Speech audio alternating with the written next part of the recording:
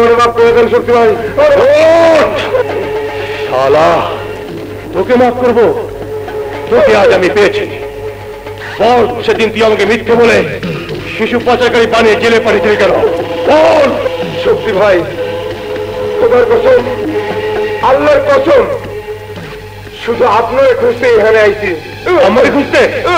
বল শালা ক্রিমিনাল, মেয়েদের মতো ক্ষমা পেরেছিস? কেন আমাকে খুঁজতে এসেছিস? আমি পাপী, গুনাহগার বান্দা। আপনার জেল থেকে ছাড়া পাওয়ার সংবাদ পাইয়া মনে করলাম আমার যা হবার তা তো হয়েছে। ওই ফেরেশতার মতো মানুষটারে, ওই বেঈমানের বাচ্চার কথা শুনে আমি জেলে পাঠাইছি, জেলে খাটাইছি। শুধুমাত্র ওর নাম ঠিকানাটা আপনারা দিতে চাই। তারপর যদি আপনি মানে মাইরেও ফেলান তাতেও আমার শান্তি। বলকে সেই আমি তাকে জানতে পুঁতে ফেলবো।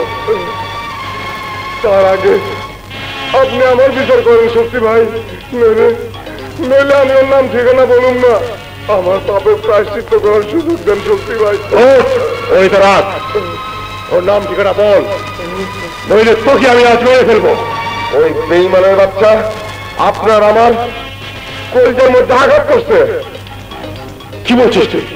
হ্যাঁ, আপনার এতিমখানার মধ্যে এসে বাচ্চাদের সম্পর্কে এই ব্যাপারে ভুল বুঝিয়ে ওদেরকে তার নিয়ন্ত্রণে নিয়ে গেছে। কি বললি? হ্যাঁ ঠিকই বলছি, সংবাদ নিয়েছি। আজকে ওই বেঈমানের বাচ্চা চৌধুরী আপনার এতিমখানায় আসবে। সত্যি ভাই, বিশ্বাস না হলে চলেন, নিজের চোখে দেখবেন। চল চলেন।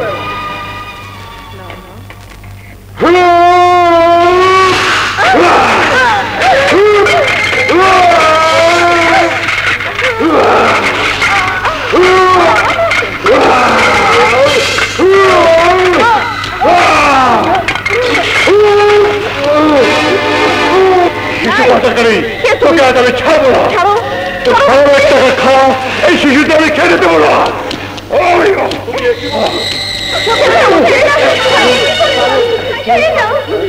সাবধান শক্তি ভাই, সাহেবের গায়ে হাত দেবে না, তাহলে আমরা তোমার গায়ে হাত মারতে হবো। তোরা কি বলছিস?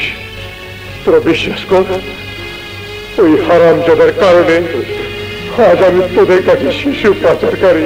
সেদিন আমাদের সামনে পুলিশ তোমাকে হাতে নাতে গ্রেফতার করেছিল, আর তুমি সাহেবকে আমাদের সামনে শিশু পাচারকারী বলছো? তোরা আমাকে বিশ্বাস কর, বিশ্বাস কর, ওই হারামজাদা শিশু পাচারকারী, ওকে আজ আমি ছাড়বো।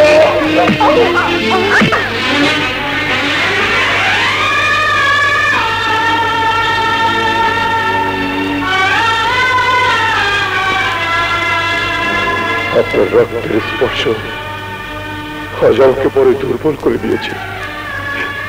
তবে আপনার প্রতি মায়ের সম্মান রেখে চলে গেলাম, কিন্তু আপনার স্বামীর প্রতি রইল আমার ঘৃণা।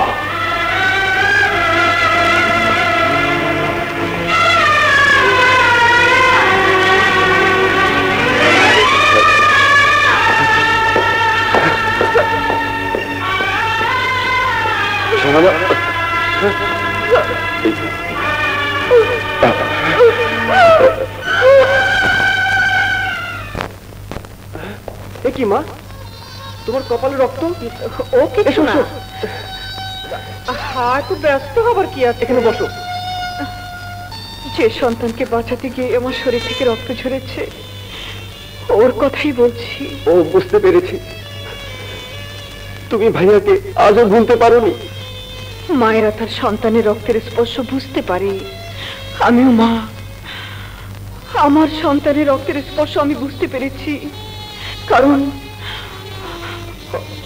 ওকে যে আমি 10 মাস 10 দিন গর্ভে ধরেছি। নিশ্চয়ই ও আমার হারিয়ে যাওয়া সন্তান লাল। ওরা কি তোমার কোনো কথাই শুনলো না? চৌধুরী হারামের বাচ্চা নিজে একটা শিশু পাচারকারী, অথচ আমাকে পাচারকারী বললো।